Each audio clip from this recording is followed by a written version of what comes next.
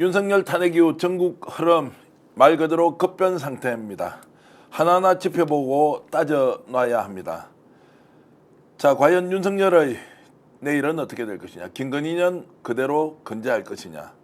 에서부터 국힘, 한동훈, 그리고 차기 당권, 대통령 선거 또 눈앞에 다가옵니다. 헌법재판소는 어떻게 됩니까? 그리고 국회에서 과연 여당과 야당은 제대로 국정 운영을 할 수 있나요?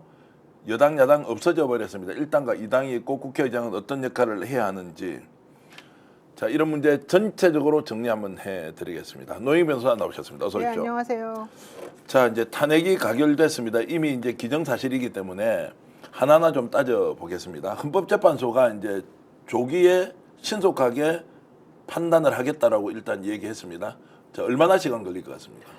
원래 그 헌법재판소법에 따르게 되면 탄핵이 헌재로 넘어온 순간부터 180일 안에 이거를 결정을 다 해야 됩니다. 그래서 지난번에 박근혜 대통령 때는 90일 안에 했었던 것이고요. 네, 예. 그래서 이번에 윤석열 대통령에 대해서는 지금 저희가 길게 잡으면은 6개월을 다 꽉 채우는 6월 정도까지 이 헌법재판소 결정이 나오고, 거기서 만약에 탄핵이 인용이 되면 60일 안에 대선이 치러되니까 대선을 8월에 치를 수 있다, 이렇게 계산이 나오는 거거든요. 근데 이제 문제는 여기서 변수가 두 가지가 있는데, 하나는 헌법재판소 재판관들의 그 기한, 임기 문제입니다. 예를 들면은 지금 현재 헌법재판소 재판관은 6명인데요. 민주당에서는 이미 2명에 대해서 국회 명의로 일단 추천을 올려놓은 상태고요. 형식적으로 대통령이 사인만 해주면은 사실 언제든지 투입이 될 수 있는 상황이었는데 그 지금 오랫동안 걸렸잖아요. 근데 어쨌든 그런 식으로 해서 지금 직무대행이 한덕수 총리로 넘어갔기 때문에 그거는 문제가 없을 것으로 보이는데요. 내년 4월에 또 2명의 재판관이 임기를 바꾸게 됩니다. 그런데 현재 지금 재판소장 직무대행을 하고 있는 문영배 재판관이 거기에 포함이 되어 있어요. 그래서 지금 이 사건을 예를 들면 지금이 12월이니까 4월까지 앞으로 한 1, 2, 3, 4개월 정도 남았지 않습니까? 그렇게 오랫동안 끌 것이냐, 이제 이거가 사실은 좀 변수로 남아있다고 좀 볼 수 있고요. 윤석열 씨 입장에서는 그쪽 변호인들 얘기 들어보면은 최대한 오래 끈다, 이게 이제 첫 번째 얘기고, 대신에 민주당이나 이쪽 입장에서는 최대한 빨리 한다, 이런 거고요. 그래서 문영배 소장 직무대행도 신속하고 공정하게 빨리 하겠다, 이런 얘기했고요. 사실은 헌법재판소에서 정확히 말은 안 했었지만 지난번에 내란 수계, 내란 음모, 비상계엄이 있었던 그 순간부터 이 상황을 좀 예견을 하고 미리 좀 심리를 좀 준비를 했던 그런 상황이 있습니다. 자, 그러면 냉정하게 보고 2달 안에 끝날 수도 있다라고 하는데 그 가능성도 열려 있는 거죠. 사실은 박근혜 대통령 때 탄핵이 훨씬 더 복잡하고 쟁점이 많았잖아요. 그런데 그걸 3개월 안에 끝냈으니까. 91일 걸렸더라고요. 네네. 예. 이번 같은 경우는 오히려 더 쟁점이 내란 수계 하나만 보고 해도 사실은 된다는 얘기가 네. 많거든요.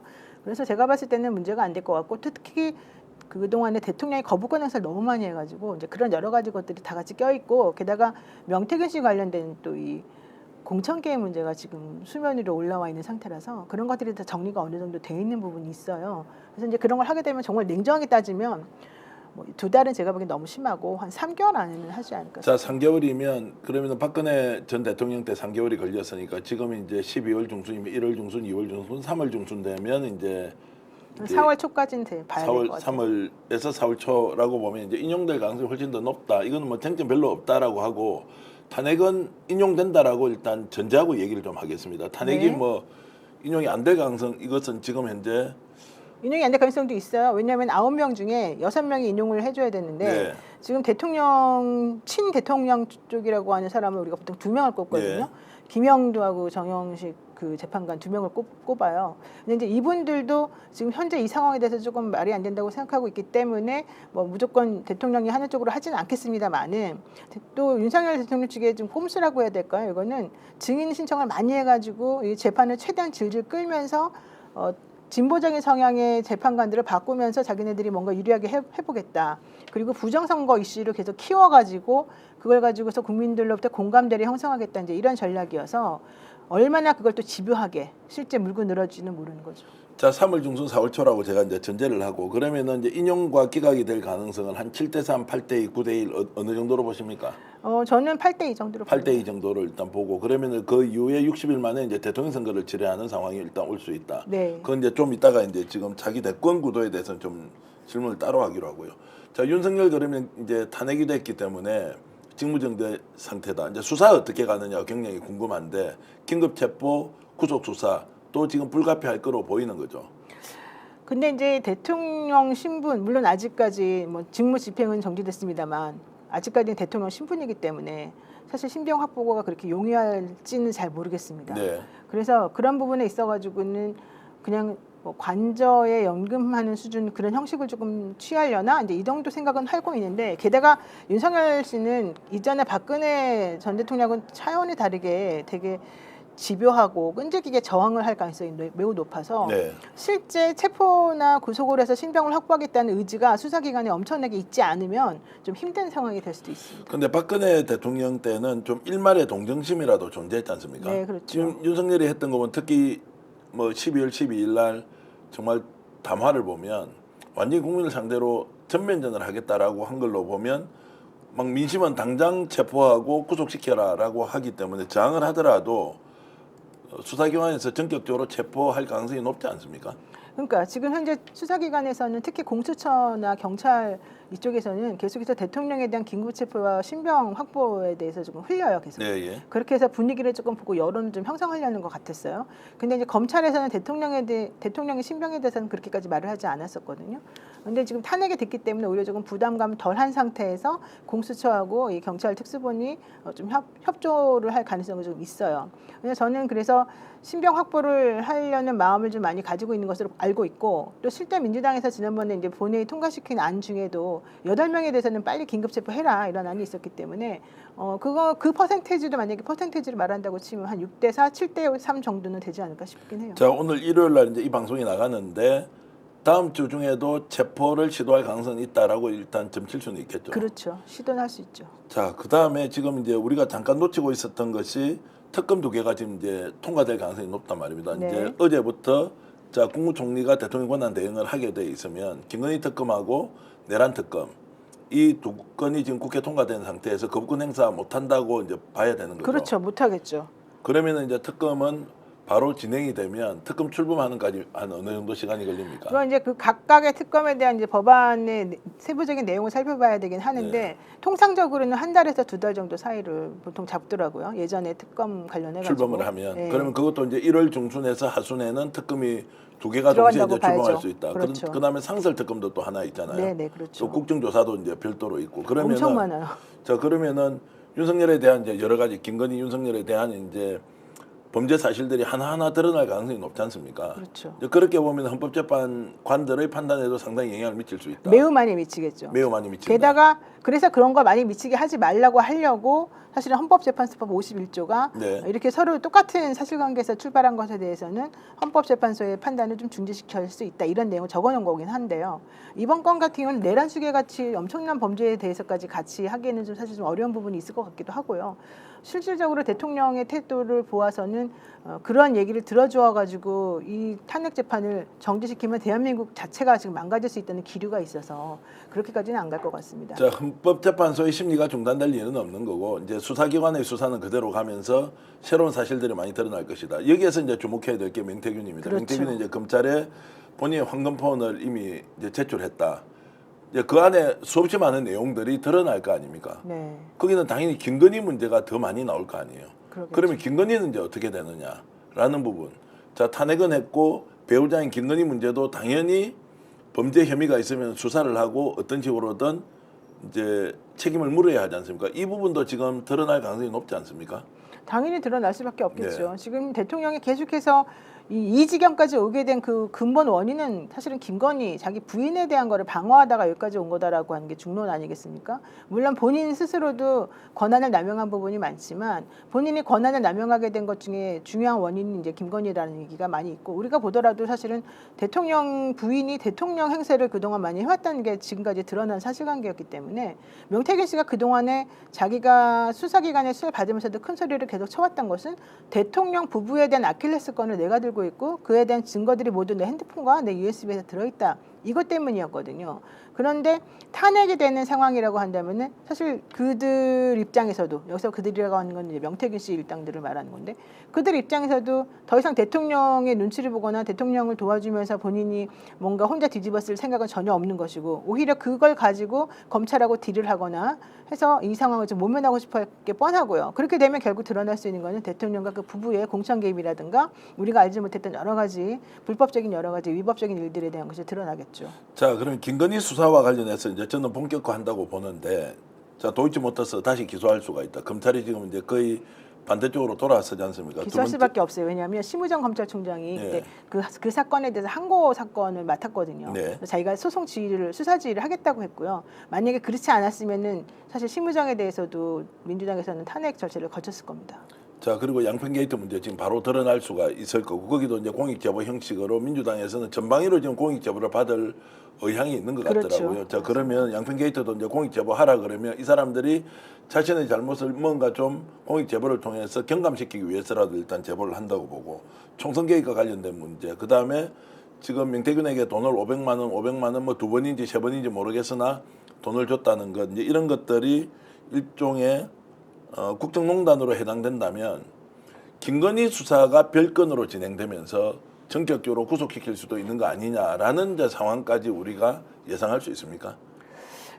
김건희 씨가 공적인 신분이 사실은 아니거든요. 예. 그러니까 김건희 씨를 그 공적인 신분이 아닌데 김건희 씨만 독단적으로 구속시키거나 하기는 좀 어려운 부분이 예, 있어요. 예.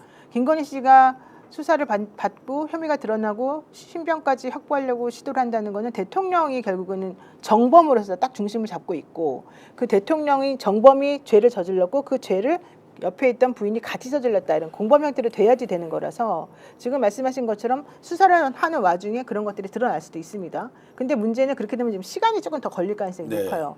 근데 그 전에 내란 수계죄는 훨씬 더 이게 더 수사가 좀 빨리 진행되고 있고 경쟁적으로 지금 큰 곳에서 많이 하고 있지 않습니까?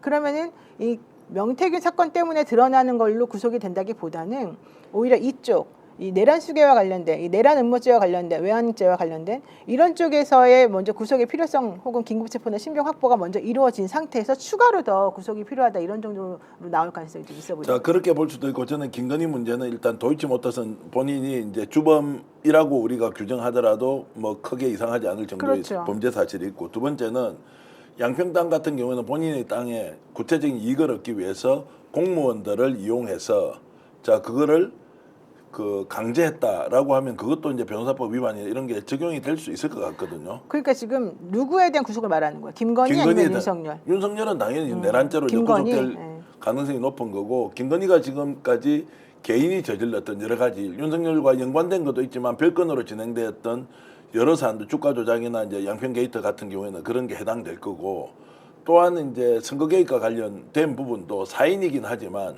자신의 남편을 통해서 뭔가 지시를 해서 그것이 공천 개입이 됐다면 그것도 공범으로 인정이 될 거 아닙니까? 이런 걸 본다면 김건희의 신변과 관련된 부분도 상당히 변동성이 저는 있다라고 보는데 전혀 근데 김건희 씨 남편도 체포 구속하고 네. 부인도 체포 구속하고 과연 그게 그렇게 쉽게 될까? 예. 이런 우려는 좀 합니다. 김건희 여사와 관련된 부분은 좀 더 이제 지켜봐야 한다. 이게 수사선상에서 어떤 것이 드러나는지를 그렇죠. 보고 네. 자 구속 여부에 대한 판단을 하면 이제 된다는 거고 이제 국힘은 이미 최고위원들이 다 사퇴해 버려서 사의 표명을 했습니다. 그러면 한동훈 체제가 자동으로 이제 무너지게 되는 겁니까? 근데 그 제가 국민의힘의 뭐 당헌 당규는 잘 모르지만 예. 지난번에 이준석 대표 축출할 때 보니까 최고위원 4명이 사의를 표명하게 되면 이제 비대위 체제로 전환이 되면서 결국적으로는 비대위 중심으로 모든 게 다 정리가 되고 이 대표는 그만두는 방식밖에 없는 거였잖아요. 그 내용을 이제 말씀드리면 장동혁, 진종호, 진종호, 김민전, 김민전, 인유한이 인유한. 이제 사퇴를 해버렸거든요. 네네. 그럼 자동으로 비대위 체제가 이제 돼야 되니까 비대위 체제가 되면 일단 당 대표가 그렇죠. 결국 국회의원들이 먼저 추천을 하고 그 중앙위원회에서 주인을 하고 이제 이런 절차니까 한동훈도 자동으로 사퇴를 할 수밖에 없는 상황이 온 거죠. 그렇죠. 근데 이제 본인은 어쨌든 끝까지 버티겠다고 하는 것 같아요. 그러니까 사의 표명이라는 게 이제 수용이 된다 안 된다에 대한 것은 당 대표가 사의를 받아들여야 되는 거 아닌가요? 사표 내고 그냥 가버리면 끝입니까? 그렇지는 않을 거란 말이에요. 그것도 어쨌든 수용 여부에 대해서 본인이 판단을 할 텐데 그만큼 국힘은 오늘 이제 204표가 어저께 결국 가결이 됨으로써 이제 대혼란 상태에 빠졌다. 네. 그럼 국힘은 지금 현재 한동훈 체제가 유지될 것이냐 아니냐라고 보는데 그 부분 어떻게 전망하십니까? 아니 이미 최고위원들이 사퇴를 사퇴해버리는 해버렸으면 상황이니까 뭐 한동훈 체제라고 하는 게 존재할 수가 없는 거 아닌가. 이제 끝났다고 존재할 봐야 수는 되는 없지만 거죠. 그러면은 이제 비대위 체제로 가서 전당대를 다시 해야 되지 않습니까? 그렇죠. 예. 다시 출마할 수도 있지 않습니까? 다시 출마를 한다. 근데 저는 이번에 탄핵 사태를 겪으면서 한동훈 당대표가 만약에 다시 또 나온다고 한다면 일반 여론조사의 비율이 얼마나 될지 모르겠지만 어렵다고 봅니다. 결국 해체 순서대로 간다. 이제 그러면 이제 국힘은 앞으로 이제 누가 주도해서 갈 것이냐. 권성동이 그러면 비대위원장을 맡아서 끌고 갈 것이다라고 보는 게 맞는지. 그런데 여기 이제 하나의 변수는 네. 명태균 게이트에서 얼마나 살아남는 사람들이 많이 있느냐에 따라 저 달라질 연관된다고 보면 이제 다 이야기해 봅시다. 나경원 관련이 있다 없다? 나경원은 별로 없는 것 같아요. 없는 것 같다. 네. 그러면 오세훈 오세훈 씨, 시장이 오세훈 있는 것 같고 홍준표도 연관이 좀 있을 겁니다. 있는 것으로 보이고. 뭐 예. 많이 있는 것 같아요. 네. 그다음에 뭐 그리고 경남도지사 같은 사람이 있지만 이 사람이 뭐 중앙정치 무대에서 정치적 그 중량감을 가지고 있지는 않으니까. 그렇죠. 자, 그 몇몇 사람이 이제 걸려 나올 거예요. 원희룡 장관도 좀 위험한 부분이 있죠. 원 장관은 많이 관련이 되어 있는 것 같은데 당사자가 그렇죠. 워낙 아니라고 격렬하게 하니까. 부인을 하고 있어서 혹시 말 잘못하면 또 명예훼손으로 들어오기 때문에 그런데 지금 저희들이 취재 과정에서 확인한 걸로는 원 장관도 상당히 연관성이 있는데 이것은 불법과 비리의 연관성이 있다는 것이 아니라 명태균과 아주 친밀한 관계를 유지하면서 당 대표를 지난 7.23 대표 경선 과정에서 이제 뭐 여러 가지 이제 연관성이 있다는 것은 지금 확인을 하고 있는 중입니다. 그러면 이제 국힘은 차기 지도부가 구성이 되면 두 단계로 나눠서 볼 수 있을 것 같아요.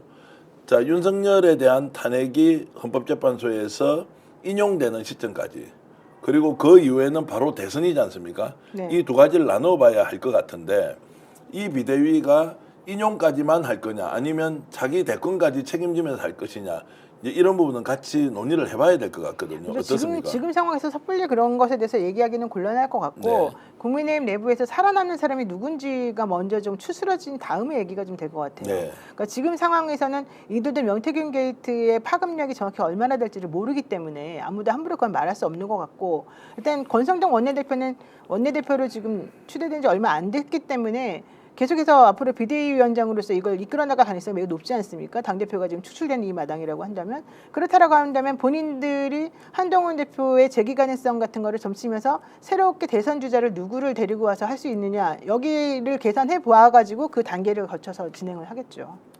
자, 명태균 게이트가 이번에 비상계엄 이후에 갑자기 탄핵 국면으로 가면서 이제 수면 아래로 내려앉았다 그랬거든요. 노인 변호사 보시기에는 명태균 게이트가 다시 수면 위로 올라온다고 보십니까? 지금 수사도 있고 헌법재판소에 지금 그 탄핵의 심리 과정도 있고 여러 가지 이슈가 계속 나올 거 아닙니까? 그런데 명태균 게이트가 다시 살아난다 만다라고 했을 때 확실히 이것이 수면 위로 올라와서 우리가 모르는 진실들이 폭로될 수 있다라고 보시는죠. 아니 명태균 게이트는 수면 아래에 들어간 게 아니고 네. 그때 당시에 명태균 씨의 황금폰이 나오냐 안 나오냐가 매우 중요한 상황이었는데 예. 그 중요한 상황에서 탄핵 그러니까 이 비상계엄이 갑자기 터진 거 아니겠습니까? 예. 그리고 또 하나 중요한 거는 명태균 씨와 김영선 씨 등등 해서 정치자금법 위반으로 이미 기소가 지금 된 상황이었단 말이에요. 그러니까 하나가 일단락되고 나머지 사건들에 대해서 지금 수사가 진행되는 도중에 이 사건이 터졌으니까 일시적으로 이제 관심이 이쪽에 훨씬 더 많이 쏟아지고 이게 더 먼저 선결적으로 처리되는 부분이었지만 실질적으로 명태균 씨나 강혜경 씨 사건 죽은 게 아니었죠. 이제 그 사건은 그 사건대로 자기 나름대로의 이제 폭발력을 가지고 준비되어 있다가 이번에 명태균 씨가 아예 핸드폰을 던져버림으로 인해서 그 폭발력이 배가가 된 거 아니겠어요? 그런데다가 지금 명태균 씨가 주장하는 것처럼 대통령이 이미 탄핵이 돼버렸단 말이에요. 그러니까 그 헌법재판소에 올라갔단 말이에요. 그렇게 한다면 지금 이제 남아 있는 거는 명태균 씨가 가지고 있다는 그 정말 탄핵시킬 수 있다, 하야시킬 수 있다고 했던 그 폰에 뭐가 들어있냐 이걸 나와 봐야지 얘기가 되는 거고 당연히 모든 사람들의 관심은 그쪽으로 갈 수밖에 없는 거고요. 이거는 죽었던 게 살아나는 게 아니고 이제 잠깐 그 수사의 과정 중에서 속도와 그 방향의 문제였었던 것들이 다시 올라온 것뿐이다. 그러니까 계속해서 살아있던 거다. 자, 윤석열의 비상계엄과 그리고 탄핵으로 이어지는 이 일이 촉발된 것의 가장 큰 영향은 명태균 게이트라고 보십니까? 네, 저는 명태균 게이트하고 한동훈 당대표에 대한 배신감, 개인적인 예, 사적인 감정 이것들이 매우 컸다라고 봅니다. 그 우선순위로 보면 명태균 게이트가 어쨌든 촉발시킨 가장 큰 원인 트리거, 중에 트리거. 트리거였고 예. 한동훈을 반드시 축출해야 된다는 감정. 네, 그리고 이제 민주당의 그 이재명 체제하에서 민주당이 계속해서 딴지 걸고 예산 안 주고 자기의 자존심을 건드리고 이제 이런 것들이 정말 본인을 못 참게 만들었겠죠. 저 그런 걸 보면은 공익제보자 1호죠. 네. 강혜경 공익제보자 역할이 실제로 윤석열의 탄핵을 이끌어내는데 매우 큰 역할. 결정적인 역할을 했다. 네, 맞습니다. 오히려 지금 명품백 300만 원짜리 이런 것보다 훨씬 더 컸다는 거고요. 네. 그런 면에서 참 명태균 게이트가 가지는 이런 좀 역사성 이런 것들은 우리가 확실히 좀 인정을 해줄 필요는 있겠다. 매우 저는 중요한 부분이라고 네. 보고요. 뭐 옛날에 우리가 제일 학생 시절에 읽었던 책 중에 뭐 난장이가 쏘아올린 작은 공이라는 게 있는데 지금 명태균 씨와 이 강혜경 씨 사건은 사실은 그렇게 큰 사건이 아니었을 수도 있고 네. 그 자기네들끼리의 돈 문제로 끝나버릴 수도 있는 사건이었는데 이 명태균이라고 하는 이 종잡을 수 없는 방향을 알 수 없는 이 사람의 이 폭발력 이것과 윤석열 대통령의 성격과 이런 모든 것들이 어우러져 가지고 결과적으로는 강혜경이라는 사람이 단추 하나 누르니까 결국 이렇게 퍼져버렸단 말이죠. 근데 이거는 그동안에 우리들이 확인하지 못했던 혹은 미처 그 가치를 인정하지 못했던 엄청난 그 비리 같은 것들이 결국은 골마 있다가 한 번에 딱 터진 거다라고 저는 보고요. 만약에 이 사람들이 이거를 뭐 공익 제보를 했다 하더라도 내부적으로 그렇게 큰 비리가 없었으면 이게 그렇게 큰 문제가 되지도 않았겠죠. 근데 지금 보니까 파도 끝도 없이 나오는 이 비리와 문제가 너무 많았었고 게다가 지금 안 걸린 사람이 없을 정도로 지난 지방선거 때에는 정말 정점에 달했다 이런 얘기가 나오지 않습니까? 이런 걸 보게 되면 그동안에 정말로 묻혀있던 것들이 이번을 계기로 해갖고 터져 나온 셈이어서 원자폭탄급으로 저는 이 상황을 좀 봅니다. 자, 민태균이 민주당에 자신의 황금폰을 이제 주려고 했다. 뭐 우리도 사실 접촉을 해보면서 그 황금폰이라는 것보다는 본인이 숨겨놓은 이제 그 일종의 기록물들을 좀 접근해 보려고 노력을 했는데, 자, 엊그저께 발표한 이제 변호사를 통해서 본인의 생각을 전달한 내용을 보면, 자, 한 달 안에 끝날 것이라고 했는데 정말로 탄핵이 한 달 안에 이제 돼버렸고, 또 그 이후에는 민주당 이재명 대표가 자, 대통령이 될 가능성이 56%밖에 되지 않는다라고 하는 이제 이런 얘기 있잖아요. 야, 이거는 정말로 본인의 예지력, 상상력 이제 이런 것보다는 우연의 일치로 이렇게 맞아 들어가는 이런 장면들은 어떻게 해석해야 됩니까? 저는 그런 것 같아요. 이 사람이 어쨌든 키를 가지고 있는 사람이잖아요. 그러니까 지금 뭐 대통령이든 여당이든 정치하는 사람들이 가지고 있는 수많은 민낯들을 계속 보아왔던 사람이고 그런 증거들을 계속 차곡차곡 모아왔던 사람들이지 않습니까? 그런 사람이기 때문에 주변의 상황과 종합적인 분석과 자기가 가지고 있는 증거들을 합쳐가지고 판단을 해보면 이렇게 갈 수밖에 없다라는 건 당연히 알았을 것 같아요. 그렇기 때문에 그렇게 자기도 역시 그 길로 갈 수밖에 없는 거를 뻔히 알았었고, 그러니까 이거를 뭐 예지력이다 예언력이다라고 하면서 말을 하지만 현실적으로는 그렇게 갈 수밖에 없게 미리 방향이 지어져 있었던 거고 그 사람이 그런 정보를 많이 가지고 있었기 때문에 이번에 이게 예지력이라는 형태로 뭐 내지는 자기 예언한 형태로 됐다 이제 이렇게 되는데, 그게 명태균이라는 사람이 김건희 씨와 윤석열 씨의 성격을 너무 잘 알았기 때문에 이게 가능했던 것 같아요. 이런 식으로 상황이 펼쳐지게 되면 이들의 성격상 어떤 일을 벌일 수 있는 것이고 그게 현재의 상황과 맞아 떨어져 가지고 이런 결과를 낳을 수 있겠지. 이런 정도의 종합적인 분석력과 판단력이 있으면 사실 이 정도는 가능한 부분들이었잖아요. 근데 그런 걸 했던 것 같고, 다만 그 안에서 자기가 하고 싶었던 것 중에 헛발질했던 거 몇 개가 있죠. SOS를 계속 쳤고 계속해서 대통령실하고 뭔가 딜을 치려고 했었었고, 근데 이쪽에서 지금 그런 걸 받아들일 수 있는 여력이나 형편이 안 됐기 때문에 못했고, 명태균 씨는 그게 가능하다라고 봐가지고 계속 끊임없이 뭔가 접촉을 시도했었었고, 그러다가 비상계엄을 선포한 걸 보고 원래는 박주민 의원을 만나서 민주당에 주려고 했던 거는 그 전이었었어요. 맞습니다. 근데 비상계엄을 선포하는 걸 보고 이제 더 이상 이제 이거 가지고 내가 미적거릴 수는 없구나라고 본인이 판단을 했던 것 같고, 이제 그 핑계를 박주민 의원이나 민주당에 지금 돌리고 있는 것이다라고 생각을 하고 있고요. 여기서 중요한 건 검찰의 역할인데요. 검찰이 창원지검에서 계속해서 대통령 부부에 대해서 어떻게 할까 고민을 막 하고 있는 와중에 대통령 부부가 비상계엄을 선포하면서 완전히 난리가 난 거를 이제 보니까 내가 이제 신경 쓸 필요가 없겠네. 그러면은 우리는 이 틈에 이 검찰로서의 위상을 좀 더 높이고 명태균이라고 하는 사람이 가지고 있는 증거를 더 확보해서 우리가 뭔가 좀 우위를 좀 점유해서 이 사건에 대한 진실을 파헤치자라고 생각했을 가능성이 커요. 그래서 아마도 명태균 씨에게 그 전보다 훨씬 더 적극적으로 여기서 중요한 게 적극적으로란 말이거든요. 네, 예. 훨씬 더 적극적으로 명태균 씨를 설득해서 폰을 나에게 줘라.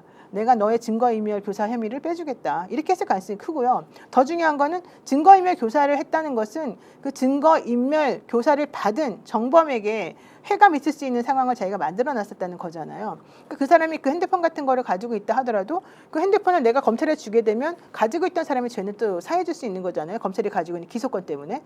그런 모든 것들을 다 계산해가지고 정리해보면 검찰하고 딜하는 게 훨씬 낫겠다라고 생각을 했을 가능성이 높다는 거죠. 우리가 이제 돌이켜서 생각해 보면은 명태균이 민주당 쪽 또는 진보 쪽에 있는 사람들과 연결을 해서 정보를 제공하려고 했던 의도는 확실히 있었던 것 같습니다. 다만 그 이제 사람이 뭐 저나 노영희 변호사, 송영길 대표 이런 사람이 아니고 결국 박주민한테 연락을 했다는 게 그게 이제 놀랍기도 하고 한편으로. 그럼 명태균은 왜 민주당과 이렇게 연락을 하면서 이게 공익 제보든 아니든 정보를 제공하려고 했을까라는 것은 좀 의문이 남죠. 끊임없이 진보 진영은 다 양아치다 이렇게 하면서 욕을 했단 말이에요. 근데 그렇지만 지금 가장 힘을 가지고 있는 건 민주당이잖아요. 예. 민주당 국회의원이 제일 많고 민주당이 지금 전국을 전부 다 흔들어 놓고 있고 그 방향성대로 지금 가고 있는 거니까 당연히 민주당을 얘기할 수밖에 없는 거죠. 처음에 전기현 대표한테 명태균 씨가 송영길 대표 얘기도 했었다면서요. 네, 전화번호를 달라고 했고 그러니까. 나한테 직접 연락이 왔죠. 근데 그 송영길 대표 얘기를 할 때만 해도 이 사람은 민주당에 대해서는 사실 하고 싶지 않았던 거예요. 제가 네. 보기엔 마음속으로 이미 저항감이 있었던 걸로 보여요. 네. 그렇지만 어쨌든 그럼에도 불구하고 보수하고는 더 이상 얘기가 안 되니까 진보 쪽하고 내가 뭔가 얘기를 나눠야 되고 진보 쪽이면서도 민주당하고 끈이 있는 혹은 민주당 당대표도 했었던 오선 의원인 송영길 정도 되면은 괜찮겠다. 근데 민주당은 아니니까 오히려 더 안심이다. 이렇게 해서 좀 간을 봤을 수가 있죠. 근데 간을 보다가 결과적으로는 또 뭐 시기가 어쩌고 저쩌고 하면서 이제 안 한다고 그때 그랬었잖아요. 그 시점에 이제 박주민한테 거의 비슷한 그러니까 그 시기더라고요. 시기에, 그러니까, 박주민한테 연락을 예, 해서 예. 이제 통화를 한 거고. 게다가 박주민 의원한테 얘기하면서요. 나한테 접견하라고 한 게 예. 만약에 내일 나 구속된다 그러면 사실은 저 같으면 빨리 오라고 할 것 같아요. 예. 근데 12월 12일이라고 자기가 못을 박았잖아요. 네. 왜요? 그 12월 10일이라고 하는 날짜는 어떻게 나온 거냐. 그러니까 그 사람은 그 동안에도 끊임없이 A 루트, B 루트, C 루트, D 루트 해가지고 여기저기다가 지금 뭔가 해보려고 노력을 했다는 얘기죠.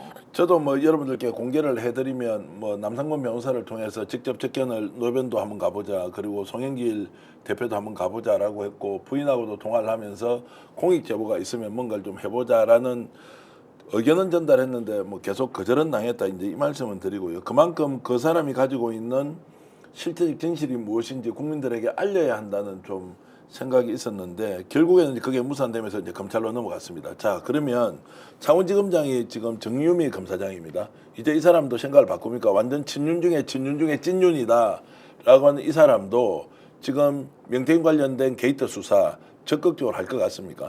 이문정 부장검사가 한 말이 있어요. 네. 인터뷰에서 뭐라고 얘기를 했냐면 검찰도 이제는 전리품을 획득해야 될 시기이고 실제 그 전리품이라고 하는 건 윤석열이다. 윤석열을 쫓는 사냥개가 되어 있다. 누가 먼저 전리품을 낚아채느냐가 이 기관의 명운을 가르는 그런 결과가 될 것이다. 이런 얘기를 했단 말이죠.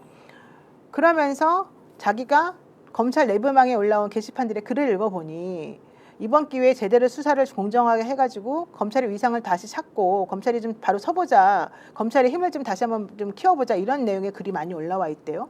그 내용의 글을 누가 썼나 봤더니 자기가 알고 있는 수많은 대표적인 친윤계 라인의 사람들이었다는 거예요. 그러니까 이 사람이 너무 깜짝 놀라가지고 정말로 그 사람들이 쓴 거 맞느냐. 네. 그동안에 그렇게 대통령을 물고 빼고 하던 사람이 이제는 대통령을 잡겠다고 먼저 혈안이 되어 있는데 이게 말이 맞느냐. 맞다, 이렇게 얘기됐다는 겁니다. 결론적으로 그렇게까지 태세전환을 빨리 하는 검찰을 보고 자기네도 같은 검찰 출신이긴 하지만 참 놀랬다, 이런 얘기를 하는데요. 창원지검에 있는 정유미 검사장이라고 하는 사람도 마찬가지이지 않을까 생각이 든다는 네. 거예요. 왜냐하면 그 사람도 그 당시에 대통령에 대해서 엄청 옹호하는 댓글을 달아가지고 사실은 출세했다고 다 알려져 있는데 그 옹호하는 댓글을 달게 된 계기는 제가 보기엔 사소한 거일 수 있어요. 우리 그 당시에 누구라도 우리 그 윤석열 검찰총장 당시 그 당시에 중앙지검장 뭐 있었던 사람에 대해서 좀 약간 미안한 마음을 가지고 있었었고 이 사람 되게 정의로운 사람인데 탄압받는다라고 하는 생각을 다 가지고 있었잖아요.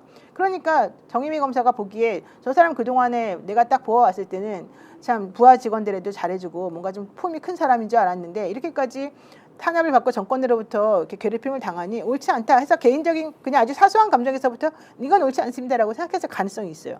근데 그렇게 하고 났더니 이 사람을 막 옹호해주고 되게 칭찬해주고 야 너는 정말 의리가 있는 사람이다라고 하면서 그 사람을 좋아해주더니 나중에 이 사람이 정말 정권을 잡으면서는 그 말했던 은혜를 잊지 않고 이 사람을 위에까지 올려준단 말이죠. 그러면 누구라도 저라도 고맙다. 이 사람 정말 의리가 있는 사람이구나라고 생각하면서 대통령에 대한 충성을 하고 싶은 마음이 들겠죠.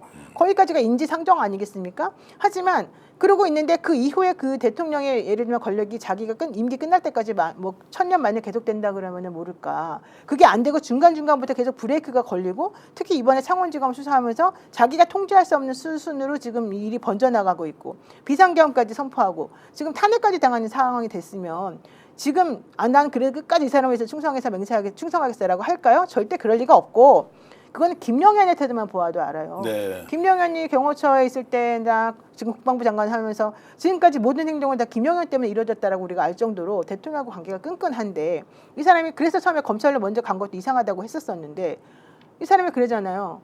나 우두머리 아니야. 나는 그냥 위에서 시키니까 지시받아서 했던 사람일 뿐이야. 그 얘기는 무슨 얘기예요? 대통령이 시킨 건데 왜 나한테 그래? 모든 책임을 나한테 넘기지 마. 대통령을 잡아 이 얘기잖아요. 그러면서 검찰에서 더 이상 진술을 거부하고 있다는 말이에요. 김영현도 그렇게 금방 배신을 하고 있단 말이죠. 윤석열 대통령 입장에서 보자면. 그렇다라고 한다면 정림희 검사장이 얼마나 뭐 김용현처럼 친하거나 김용현처럼 대통령이 챙겨준 사람도 아니었는데 그 정도 가지고서 끝까지 자기 목숨 버리면서 생존을 위해서 할까요? 그건 아니라고 봐요. 자, 그래서 제가 이 말씀은 좀 질문을 드리겠습니다. 명태균의 개인용 이제 컴퓨터가 압수됐고 그 포렌식을 통해서 다 복원을 했단 말이에요. 거기에 이제 김건희와 나누었던 그 카카오 대화 내용이 대거 복구가 되었고 이걸 대검에 보고를 했다는 겁니다. 이 대검에 보고한 내용을 확인한 직후에 비상계엄을 선언했다. 그러니까 치명적인 내용들이 나왔다. 김건희와 관련된 거. 마지막에 윤석열이 비상계엄을 선포하는 것도 김건희와 관련된 내용이 막 드러날 것 같으니까 무리수에 무리수를 뒀다. 이런 정도의 의혹이 있는데 이것도 합리적으로 의심할 수 있는 겁니까? 저희가 받은 제보도 그런 내용이었습니다. 네. 저희가 알고 있는 내용도 사실은 똑같은 얘기였는데 네. PC에서 사실은 생각보다 엄청나게 많은 정보가 나왔고 특히 대통령 부인하고 나눈 대화도 나왔고 오세훈 시장과 나눈 것도 나왔고 이준석 그다음에 비대위원장 김종인 비대위원장과 나왔죠. 막 하여튼 안 나온 사람들이 없을 예. 정도로 엄청나게 이게 많이 나왔다는 거예요.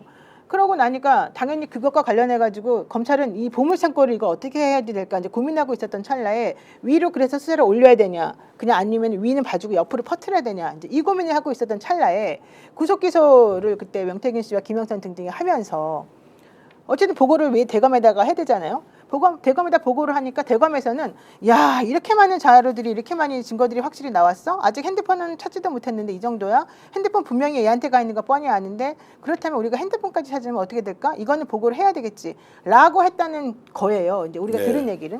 그래서 결국 그거를 구속기소하는 날 대검에서 위로도 보고를 했다는 얘기고 뭐 그거는 제가 확인 안 했습니다만 그런 얘기가 들려왔고 대통령이 그걸 보고 노발대발해가지고 이거 가만 놔두면 더 이상 큰일 나겠다. 네. 게다가 그 전에 자기가 개인적으로 뭔가 명태균 씨랑 딜하려고 했던 것들이 다 족족 실패를 하지 않았었습니까? 윤한홍이라든가 뭐 장동화라든가 이런 사람 통해가지고 나온 게 다 기사화가 되고 그러니까 자기가 개인적으로 더 이상 해결할 수도 없고 이제 방법은 오로지 비상계엄밖에 없다. 이렇게 생각했을 가능성이 큰데 여기에다가 그 깐죽거리는 한동훈이가 정말 너무너무 얄밉게 나를 보호해주기는커녕 우리 집안하고 이렇게 국민의힘당 게시판에서부터 개싸움을 하고 이 난리를 치고 있구나. 게다가 자기 그 부인도 이 한동훈에는 도대체 살려두면 안 된다라는 얘기까지 하면서 엄청나게 화를 많이 냈다는 얘기여서 이런 모든 것들에 다 종합적으로 이 사람의 판단에 영향을 미쳤을 거로 보는 거죠. 자, 명태균 게이트가 결국 비상계엄을 만들었고 탄핵으로 이어졌다. 그래서 스모킹 건이었다. 이제 이렇게 좀 평가를 하면서요. 자, 민주당은 이제 앞으로 어떻게 해야 되는지 조기 대선이 현실화되고 있습니다. 그리고 제1당으로서 이제 책임도 막중해지는 상황인데 전체적으로 아주 잘하고 있다. 이번에 이제 비상계엄 해제도 그렇고 지금도 매우 절차를 중시하면서 국민들에게 동의를 구하고 이재명 대표의 리더십이 확고해지는 상황에서 민주당이 사실상 국회를 주도하면서 전국 운영을 책임지고 해야 되지 않습니까? 그런 준비는 지금 잘 돼 있다고 보십니까? 민주당은 그 준비를 저번에부터 하고 있었다고 저는 압니다. 그리고 민주당에서 계엄 선포할 거라고 미리 알았던 거잖아요. 사실은 9월 달에. 그 전부터도 이제 분위기를 알고 있었던 거고. 그러면서 한편으로는 이런 거에 다 대비해가지고 기획을 하고 있었던 것으로 알고 있고요. 차근차근 진행을 하고 있었던 것으로 보여집니다. 그리고 이재명 대표가 생각보다 되게 꼼꼼하고 이 플래닝을 되게 잘하시고 그 다음에 누를 때 누르고 올릴 때 올리고 이런 것들도 되게 생각보다 잘하는 것으로 지금 제가 판단을 하고 있는데 이제 그러다 보니까 민주당에서는 혹시라도 이것이 나중에 잘못된 방향으로 가면 안 되니까 조심조심 신중하게 접근을 하고 있는 것이고요. 그 다음에 본인이 가지고 있는 이제 2심 재판이나 뭐 이런 것과 관련해 가지고 앞으로 뭐 3개월 안에 되네 뭐 안에 되네 뭐 이런 얘기 나왔는데 사실 그렇게 될 수가 없어요. 이 재판이라고 하는 게 2심은 사실심이기 때문에 그 진실관계를 따지려면 엄청 오래 걸려요. 그래서 그 재판 때문에 사실 본인이 이렇게까지 신중하게 한 거는 나는 아니라고 봐요. 근데 이제 다만 지금 여기서 얘기하고 싶은 것은 실질적으로 이 민주당에 있는 이 22대 국회는 21대 국회랑 완전히 성격이 달라가지고 21대도 과반을 넘어가지고 사람은 많았지만 단일 대우는 없었단 말이죠. 근데 이제는 이재명 대표를 중심으로 단일 대우가 너무 잘 형성이 되다 보니까 자신감도 많이 있는 것 같아요. 조직력도 명확히 갖춰져 있고. 그래서 그런 것들을 보게 되면 이번에 이재명 대표를 위시로 하는 그 민주당이 일을 잘하고 있는 것이고 또 하나는 경제 문제에 대해서 더 이상은 참을 수 없다는 그 인식이 더 퍼져 있는 것 같아요. 지금 우리 전 대표도 사업을 하시고 저도 사실은 이제 변호사 일을 하고 있지만 사람들이 돈이 너무 없으니까 돈을 안 쓰고요. 돈이 안 쓰니까 경제가 돌지를 않고요. 계속해서 세계 경제하고는 다른 방향으로 우리나라만 지금 망가지고 있는 거 아니겠습니까? 그래서 오히려 대통령에 대한 탄핵안이 가결되니까 그동안에 불안했던 외환 시장이나 이런 것들이 오히려 더 올라가고 더 안정화가 된다는 얘기예요. 그 얘기는 그만큼 이 윤석열이라고 하는 사람이 올해 이 대한민국에 있으면 대한민국의 경제가 망가진다라고 하는데 인식을 같이 했다는 거고 그건 이재명 대표도 마찬가지로 생각했을 거고 민주당에서도 그 점에 대해서 계속해서 생각해 왔던 거라고 봐서 이번에 그런 것들을 계기로 해가지고 좀 정리하려고 하는 것을 예전부터 계획했고 그게 차근차근 진행되고 있는 것으로 봅니다. 자, 한독수 대통령 권한 대행은 이제 일단 뭐 기정사실로 하고요. 민주당이 지금 제1당이고 그러면 국힘하고 이제 협조를 받아야 되지 않습니까? 네. 국힘으로부터. 그럼 국힘은 이제 제2당이 되는데 국힘이 협조할 가능성이 그다지 높아 보이지 않습니까? 많죠. 네. 자, 그러면은 이제 민주당과 한덕수 대통령 권한 대행이 주도적으로 하면서 국회의장이 중재를 한다거나 이제 이런 식으로 국정 운영이 되는 겁니까? 좀 전망을 해보면 어떻습니까? 저는 한덕수 총리는 오히려 훨씬 더 수능적으로 예. 더 협조할 가능성이 매우 크다고 지금 생각하고요. 본인이 살기 위해서도 그렇게 하겠죠. 그럴 수밖에 없는 거죠. 네. 그리고 그 사람이 만약에 직무대행인데 자기가 대통령인 것처럼 행동할 사실 이유도 없는 것이고 네. 그렇게 해서 무슨 결과를 보겠습니까? 또 그렇게 해가지고 무슨 책임을 자기가 질 수 있는 것도 아니잖아요. 그렇기 때문에 저는 한덕수 총리는 오히려 직무대행을 하면서 민주당하고 크게 협조할 가능성이 매우 크고요. 그렇게 되면 민주당에서도 자꾸 사건을 키우거나 모든 사람을 적으로 돌리거나 분란을 일으킬 필요가 전혀 없는 거잖아요. 그러니까 서로 양보하고 좀 협조해서 어쨌든 이 정국을 안정시키는 쪽으로 먼저 가는 거를 좀 택할 것이라고 보고요. 그렇게 된다면 특검이 사실 여기저기서 벌어지고 있으면 되게 어지러워요, 나라가. 그런데 특검하고는 별개로 탄핵이 빨리 정리가 돼버리면 오히려 대선이 빨리 오고 나라는 좀 안정이 될 수 있으니까 보복이라고 하는 그런 거에만 좀 휩싸이지 않는다고 한다면은 오히려 국민들로부터 공감대도 받을 수 있거든요. 그래서 저는 오히려 지금 한덕수 총리가 직무대행으로서 자신의 본분을 잘 지키고 소극적인 권한대행의 일을 제대로 하기만 한다면 윤석열 대통령이 있을 때보다 훨씬 리스크가 적어져가지고 더 안정화되고 더 잘 될 수 있을 거라고 봅니다. 자, 그러면 대통령 선거가 이제 예고돼 있지만 아직은 지금 탄핵 국면이면 이재명 민주당 대표를 중심으로 민주당 가는데 국힘은 여전히 친윤 중심으로 지금 짜여 있지 않습니까? 여기에서 지금 협치가 가능하다 아니다라고 봤을 때 현실적으로 어렵다고 봅니까? 아니면 기본적으로 협치는 할 것이라고 봅니까? 어떻습니까? 저는 협치 안 할 것 같아요. 안할 것이다. 국민의힘은 계속해서 협치를 할 필요가 없어요. 왜냐하면 네. 협치를 한다는 것은 정말 말 그대로 이재명 대표에게 정권을 넘겨준다는 것밖에 안 돼요. 네. 협치를 해가지고 빛나는 거는 이재명 대표나 민주당이지 국민의힘일 리가 없잖아요. 게다가 그들은 배신자 프레임에 지금 휩싸였기 때문에 조금만 국정에 협조하는 모양만 보여도 배신자라는 낙인을 지금 찍을 수밖에 없어서 그거는 절대 안 할 겁니다. 그러니까 마음속으로는 협치하고 싶어도 겉으로는 절대 협치하지 않는 모습을 보이면서 서로 딜을 할 가능성이 조금 있는데 이제 그러다 보니까 실제 그렇게 하면은 결국 이 나라가 어지러워지고 아무것도 안 되는데 이거 어떻게 되느냐. 그래서 차라리 선거를 빨리 하는 게 낫다 이렇게 생각할 수 있죠. 그렇게 생각할 수 있다. 그러면은 결국 지금 대통령 권한대행 한덕수와 민주당이 중심이 되어서 국정 운영을 할 수밖에 없다. 좀 진도를 좀 더 사람이 나가면 많으니까. 우리가 예. 여의도 대통령은 이재명이다라고 하면서 지금부터 이미 책임 정치를 해야 되는 상황이 올 수도 있다. 이렇게 제가 좀 그렇죠. 설명을 하면 지금 급한 건 민생 예, 경제 아니겠습니까? 예. 저는 이재명 대표가 저번에부터 먹사니즘 얘기를 계속 들고 나왔잖아요. 그것도 다 이런 상황에 대한 대비나 예측이라고 생각을 하는데 윤석열 대통령은 경제에 대한 관심이 진짜 없었었고 이해도가 너무 떨어져가지고 어떻게 해야 될지 몰랐는데 이재명 대표는 성남시장 할 때도 그랬고 경기도 지사 할 때도 그렇고 실질적으로 재정을 어떻게 운영해야지 행정적인 게 더 잘 되고 경제가 살아나는지를 아는 사람이라고 저는 생각하거든요. 그렇다라고 한다면 국민의힘에서 예를 들면 사사건건이 발목을 잡는다 하더라도 어쨌든 인원수가 훨씬 많은 이 상황에서 민주당이 총리하고 같이 협업을 해가지고 일을 한다면 경제적인 문제든 뭐든지 간에 몽땅 다 잘 될 가능성이 있고요. 그다음에 대통령이 지금 왜 열받았던 것 중에 하나는 예산 가지고서 지금 장난친다는 거였잖아요.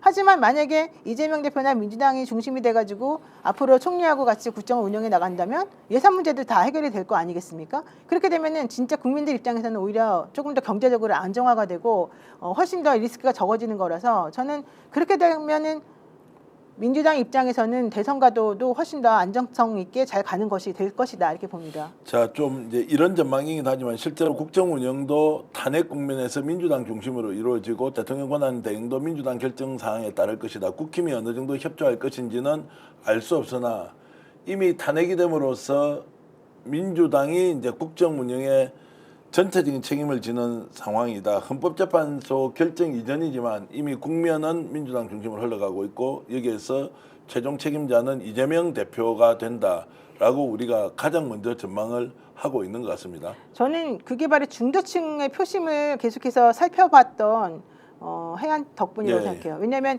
이재명 대표가 사실은 뭐 민주당 안에서도 계속해서 좀 중도층들이 원하는 정책이나 이런 쪽으로 조금 이 고개를 돌리는 부분들이 있었어요. 예를 들면은 금투세 뭐 폐지 문제라든가 그 다음에 뭐 유예하는 문제라든가 세금 문제에 되게 민감한데 이제 그런 것들 그리고 또 중도들이 좋아하는 경제 살리기 문제에 대해서 좀 집중하는 모습들 이런 것들은 계속해서 차근차근히 밟아왔거든요. 그래서 그런 부분에 있어서는 본인이 해왔던 여러 가지 것들과 그다음에 너무 한쪽 끝으로 양쪽 끝으로 너무 가는 것보다는 좀 더 안쪽으로 들어가는 중간지대로 들어오려고 하는 움직임을 자꾸 보여왔기 때문에 언론만 만약에 협조해 준다면 여기서 중요한 건 또 언론이에요. 언론이 네. 또 그 사람 너무 악마를 많이 해왔기 때문에 언론만 만약에 제대로 협조를 해준다라고 한다면은 이재명 대표 입장에서는 본인이 할 수 있는 능력을 최대치 발휘해서 대한민국 국민들에게 어필할 수 있는 오히려 기회가 지금 생긴 셈이고 대한민국 국민들로서도 지금 마땅한 다른 사람이 지금 없는 상황에서 이재명 대표가 그렇게 딱 무슨 중심을 잡고 잘 정책을 이끌어 나간다 그러면 그 정책이 그리고 나에게 도움이 된다 그러면 그 정책을 안 따를 필요도 없는 거잖아요. 자, 보수 언론이나 지금 아스팔트 극우들 지금 뭐 어제도 격렬하게 이제 시위를 했고, 자, 이런 사람들 또는 이런 언론의 움직임이 혹시 지금 이제 전반적으로 상황이 이렇게 전환되는 국면이 전환되는 상황에서 걸림돌로 작동할 수 있다 아니다. 어떻게 할까? 일단 뭐 극우 지금 뭐 소위 말하는 아스팔트 부대는 계속 반대를 하겠지만 보수 언론들은 지금 어떻게 그러면 이 상황을 보겠느냐? 지금 조중동이나 이런 보수 언론 쪽도 뭐 민주당이 이재명 대표를 좋아해서라기보다는 윤석열 대통령이 있으면 안 된다는 네. 것 때문에 사실은 다른 대안을 찾으려고 자꾸 이제 방향성을 틀었던 거 아니겠습니까? 그렇게 따진다면은 민주당에 꼭 무조건 협조적으로 쓰거나 이렇게 네. 당연히 하지는 않겠죠. 그리고 보수 유튜버들이나 이런 사람들도 지금 현재 어쨌든 본인들이 그동안에 누렸던 기득권을 유지하기 위해서라도 뭐 실체 옳든 그르든 일단 이재명은 악마고 이재명은 잘못된 거고 우리가 더 맞는 것이고 보수가 결집해야 된다 이런 주장을 계속 펼치겠죠. 네. 근데 지금 국민들이 바보가 아닌 이상은 그렇게 주장하는 사람들의 속내가 뭔지 또 그렇게 주장을 해가지고 그 주장에 따라가면 어떤 결과가 나온지를 모를 리가 없지 않습니까? 그래서 저는 이거는 행동으로 보여주고 실제 결과를 보여주면은 좀 해결될 수 있는 문제라고 봅니다. 자, 결국 국회 중심으로 국정이 운영될 수밖에 없다. 한덕수 대통령 권한 대행은 국회의 결정을 따라가는 위치에 있을 것이고 그 과정에서 지금 장관들, 국무위원들이 어느 정도 자리를 유지할지는 또 지켜봐야 할 것입니다. 오늘 노영희 변호사와 함께 탄핵 이후에 우리 정치판이 어떻게 돌아갈지 특히 국정 운영, 수사 상황, 명태균 게이트 이런 것들 전반적으로 알아봤는데 이것이 꼭 맞다는 것이 아니라 이런 흐름대로 갈 가능성이 높으니까 시청자 여러분들도 계속 상황을 주시하면서 국민의 이름으로 이번에 이루어낸 탄핵이 결국에는 정치 발전으로 이어져야 한다는 그 일념 버리지 않길 바라겠습니다. 오늘 김갑 편성 노희 변호사와 특집 인터뷰를 했는데요. 어떠셨습니까? 저희들 구독, 좋아요를 통해서 서픽스 계속 응원해 주십시오. 112만 명까지 여러분들의 힘으로 정말로 금자탑을 쌓았습니다. 항상 감사한 마음을 갖고요. 다음 기회에 또 뵈면서 더 좋은 소식으로 함께 하겠습니다. 노희 변호사 오늘 고생하셨습니다. 네, 고맙습니다. 예. 스픽스는 말하는 언론입니다. 대세는 유튜브, 그중에서 스픽스. 좋아요, 댓글, 구독, 알림 설정. 여러분이 저희를 사랑해 주시고 우리가 여러분을 사랑하는 4가지 방법입니다.